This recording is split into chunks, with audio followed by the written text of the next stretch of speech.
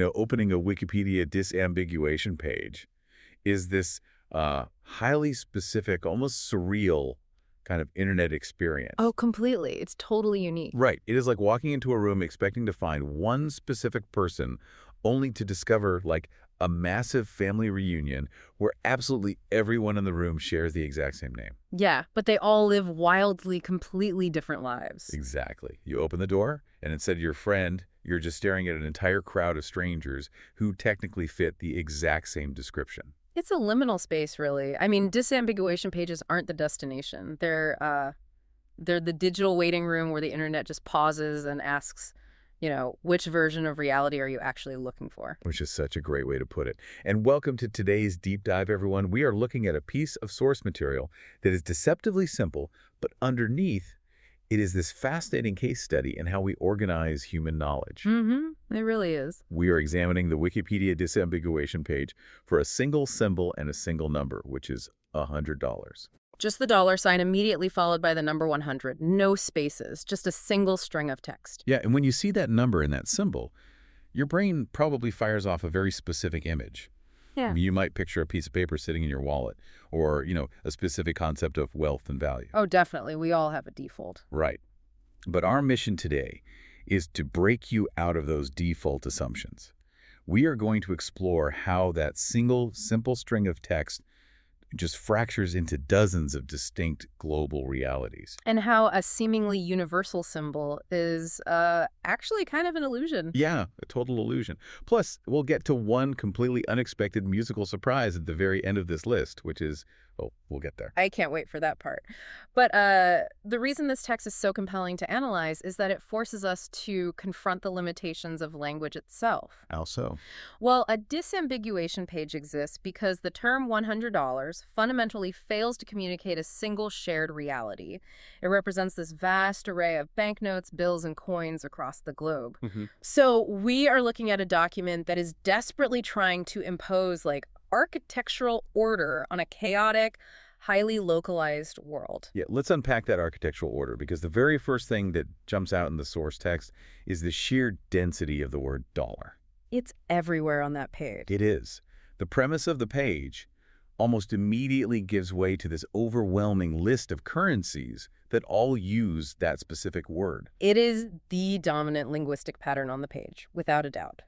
But the structure of that list reveals a lot about how databases actually process information. And this is where I actually struggle with the visual layout of this page, because my brain has a heavy bias. Like, when I read $100, my mind instantly autofills United States $100 bill. Sure, yeah. Most people in the U.S. would do that. It is almost automatic. Exactly.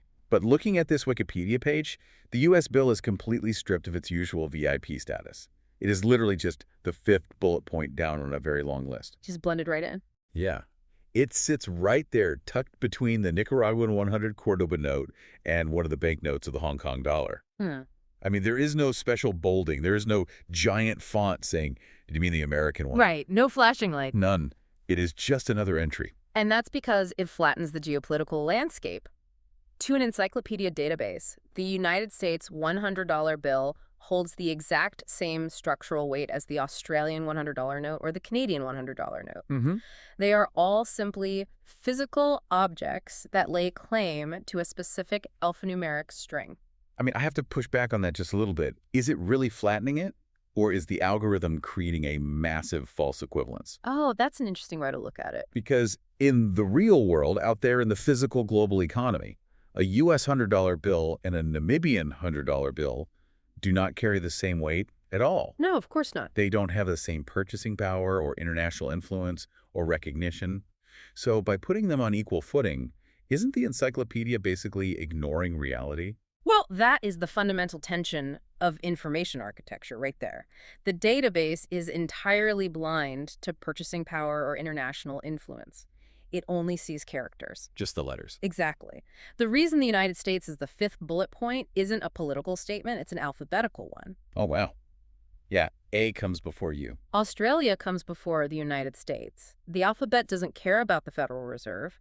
The algorithm prioritizes logical data sorting over cultural or economic hierarchy. Okay, that makes total sense. The sterile nature of the formatting is doing all the heavy lifting there.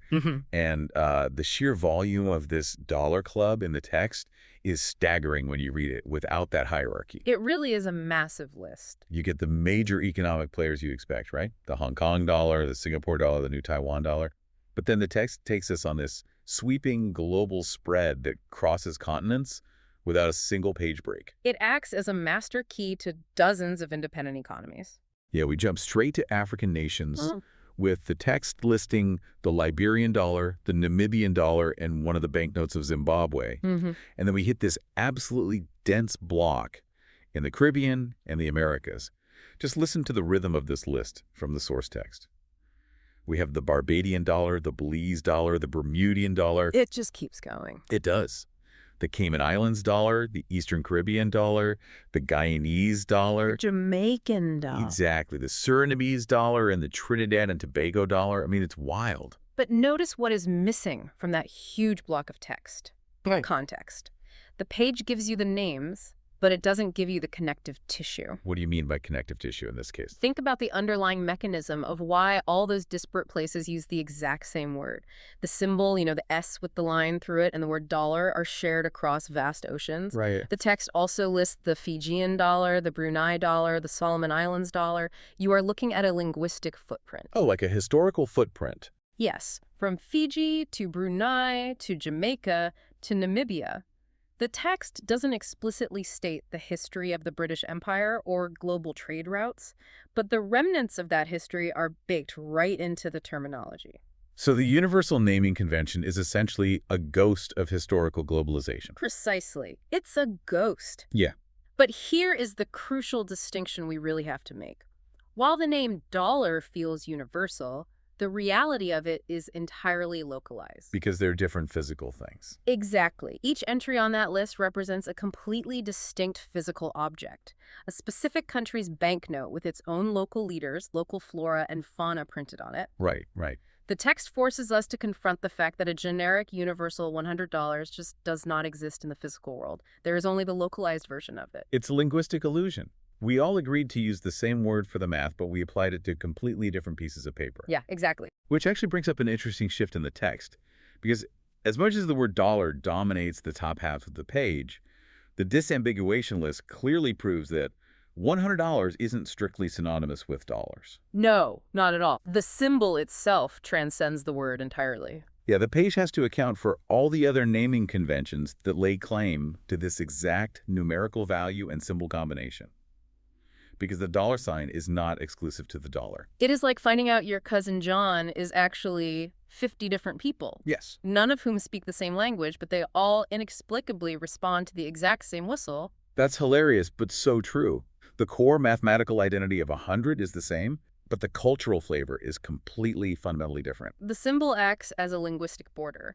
The moment you step outside of certain historical spheres of influence, that exact same symbol violently shifts its identity. And we see that vividly when we move from the dollars into the massive peso block in the text. Yeah. I mean, the formatting just shifts into this heavy-hitting wall of Latin American entries. How does the text present that shift visually? It is just a relentless alphabetical sequence. It's the Argentine peso, the Chilean peso, the Colombian peso, the Cuban peso, The Dominican peso. right, the Mexican peso, and the Uruguayan peso. It's just a solid block of pesos, all claiming that $100 designation.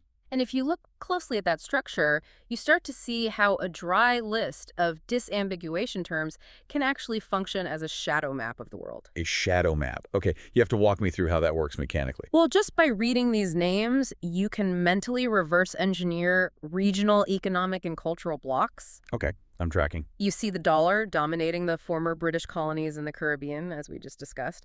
But then you look at the peso block, and you are literally tracing the historical footprint of the Spanish Empire across the Americas. Oh, wow. Yeah. The encyclopedia isn't giving you a map. It isn't teaching you a history lesson about colonization. It is simply organizing strings of text. So putting things in alphabetical order. Exactly. But because language is inextricably tied to geography and history, the map emerges naturally from the data. That is a brilliant way to look at it. We are reading an algorithm's attempt to sort text, but we end up reading a map of human migration and conquest. It's unavoidable, really. But then, scattered among these massive monolithic blocks of dollars and pesos, we get what I think are the most fascinating parts of the text, the standalones. Ah, yes, the unique identifiers. Right, the ones that refuse to fit into the broader imperial naming conventions. The outliers. Structurally, they are the anomalies that completely break the visual rhythm of the page. They really do break it, because in the first section, right up there with the U.S. and Australian dollars, we suddenly have the Nicaraguan 100 Cordoba note. Just sitting there. Yeah. And then further down the list, we get these incredible, highly localized names. The Samoan tala, the Cape Verdean escudo, the Tongan paʻanga, and the Brazilian real. Consider what those outliers represent in the context of our shadow map, though. What do you mean? Well, they represent a break in the pattern. You have this sweeping homogenization with the dollars and the pesos, where dozens of countries just adopted the copy-paste naming convention. Yeah, taking the easy route linguistically. Right, and then you have the Tongan paʻanga standing completely on its own. It's an anchor of deep local identity in a sea of globalized math. It highlights a form of, linguistic resistance, or at least linguistic preservation. Absolutely. When you look at unique identifiers like the tala in Samoa or the paʻanga in Tonga, you are seeing Pacific Island nations carving out their own distinct identities within this overarching globalized mathematical concept of a base 100 currency. They accepted the economic structure of the modern world, right, the Yeah. base 100 system, but they completely rejected the linguistic baggage of the dollar or the peso. It reinforces the idea that this seemingly universal number is deeply, deeply localized. Yeah. $100 Samoan tala isn't a variation of a dollar. It is entirely its own entity, governed by its own history. Yeah, a distinct reality. Reading this page really is a journey. I mean, you start at the top, and you are just hopping continents based purely on how they format their money. Australia, Canada, Right. Hong Kong. Zimbabwe, Belize, Yeah. Fiji, Cape Verde, Uruguay, Brazil. You are basically getting an entire crash course in global geography just by looking at who uses the number 100 on their currency. It is a remarkable synthesis of global economics condensed into, a few dozen sterile bullet points? It really is. But, and this is my favorite part here, is where the text completely shatters its own mold. Here we go. Because just when you are settling into this comfortable academic rhythm of global economics, fiat currency, and shadow maps, the source material throws an absolute curveball. The architecture of the page pivots so sharply here. It is a completely out-of-nowhere left turn. You read through this long, serious list. You process 34 different types of money, from the Brazilian real to the Jamaican dollar. Very serious, very financial. Yeah, it feels like reading a bank ledger. And then at the very bottom of the page, there's a header that just says, other meanings. The catch-all category, the digital jump drawer of a disambiguation page. The junk drawer, yes. Under other meanings, there's exactly one single bullet point, and I'm just going to read it exactly as it appears in the text. $100, a Canadian alternative folk country band. The juxtaposition is just striking. It is the definition of comedic whiplash. Yeah. You are sitting there pondering the colonial history of the Cape Verdean escudo, and suddenly you are at a hooteny in Saskatchewan. It's totally absurd. And the hyper-specific genre classification here makes it even funnier to me. Not just country, not just folk, alternative folk country band. I mean, how does a band, a single specific group of indie musicians, end up sharing the exact same digital real estate as the entire global economy? Well, because the database does not experience comedic whiplash. No, because it wouldn't. This moment actually reveals the underlying philosophy of modern search intent. It is a perfect distillation of how the information age catalogs reality. Okay, you have to explain the mechanics of that. Yeah. Because to me, it feels like a glitch in the matrix. Why put a band next to national currencies? Think about it historically. Human beings cataloged knowledge by theme. Think of the Dewey Decimal System, or like a physical set of encyclopedias on a shelf. Oh, sure, by subject matter. Exactly. If you opened the economics volume, you would find the history of the Nicaraguan Cordoba. If you opened the music volume, you might find the Canadian band. Knowledge was grouped by conceptual relevance. Right. Things that belong together stayed together. But in the digital age, we have completely moved away from thematic organization. We now catalog knowledge by the literal shape of the letters typed into a search bar. So we organize by string matching. Exactly. To a search algorithm, the Nicaraguan Cordoba and a Canadian alternative folk country band hold the exact same conceptual weight, provided they share the same text string. That is so weird to think about. The algorithm doesn't step back and say, well, the global economy is culturally more significant than this indie band, so we should separate them.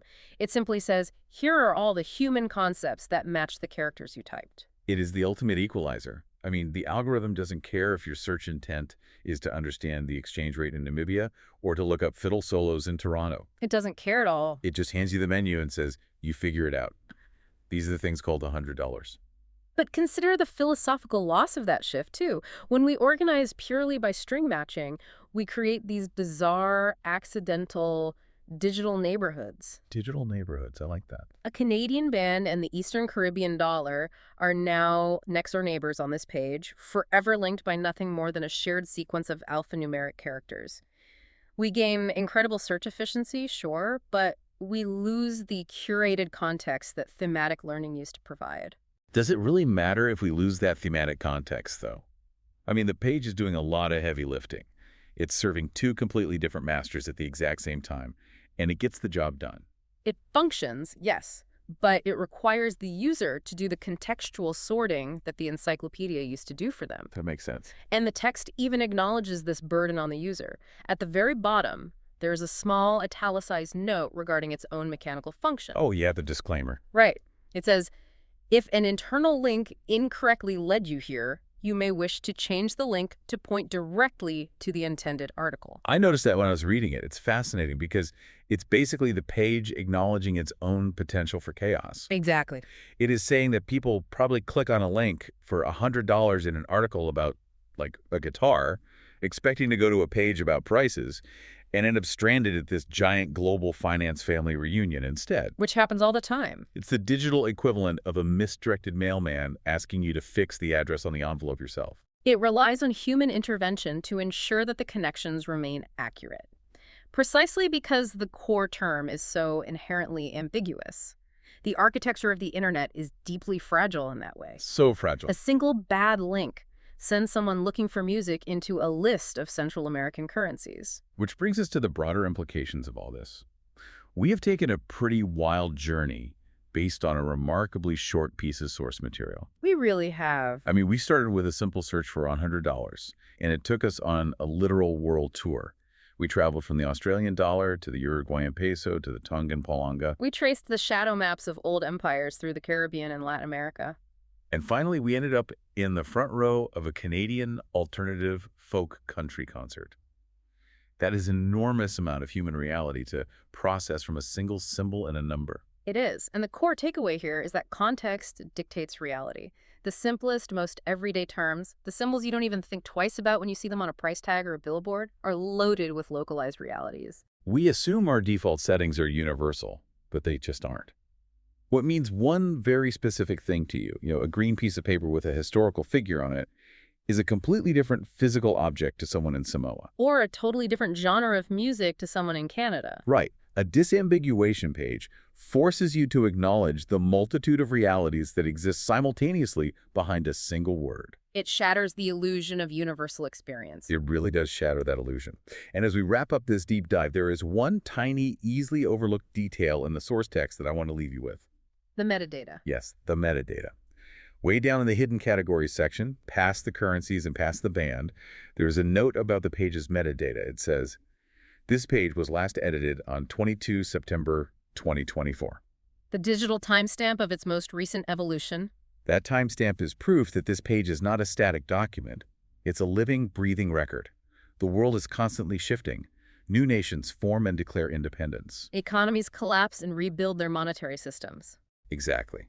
New digital currencies are being invented every single day. And, inevitably, new bands are going to form. The alphanumeric string $100 will continue to be adopted by entirely new entities. So think about the future of this bizarre digital neighborhood. As time goes on, how many more entirely unrelated concepts are eventually going to be crammed onto this exact same page? It's bound to grow. 10 years from now, 50 years from now, how many more strangers are going to show up to this family reunion? The definition of $100 is going to be forced to evolve once again. Because language never stops changing. This little digital waiting room is only going to get more crowded, more complicated, and honestly more fascinating as human history marches on. It serves as a living record of human invention, constantly expanding under the umbrella of a single, simple symbol. So the next time you walk into a room expecting to find just one thing, remember, you might just be walking into the biggest, weirdest family reunion on the internet.